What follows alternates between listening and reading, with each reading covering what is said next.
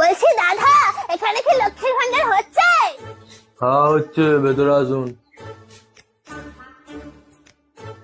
হ্যাঁ, তা বয়স কত আছে? কেন, আমাকে দেখে বয়স বোঝা যাচ্ছে না?